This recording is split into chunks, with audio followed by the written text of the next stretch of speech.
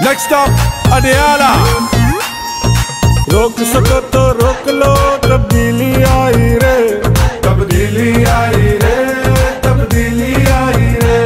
भूखा लकर अपनों का देता है दुहाई रे। पाकिस्तान तहरीक इंसाफ जद्दा सिटी बॉडी का इजलास तंजीमी अमूर और बॉडी की सालाना कारकर्दगी का जायजा लिया गया। इजलास की सदारत पार्टी सदर कैसर जावेद ने की। इजलास में पार्टी जिम्मेदारान और मेंबरान ने शिरकत की। इजलास की सदारत पार्टी सदर कैसर जावेद ने की।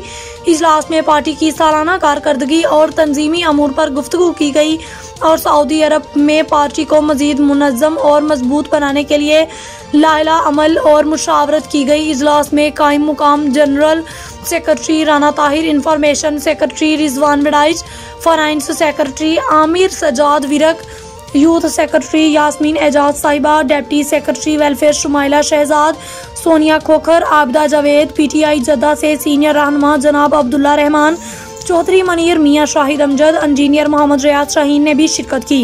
इसके इख्तिताम पे साबिका deputy general secretary Chaudhry Zaheer की सेहत याबी के लिए दुआ भी की गई, जिनकी तबीयत गुज़श्ता एक हफ्ते से नासाज है।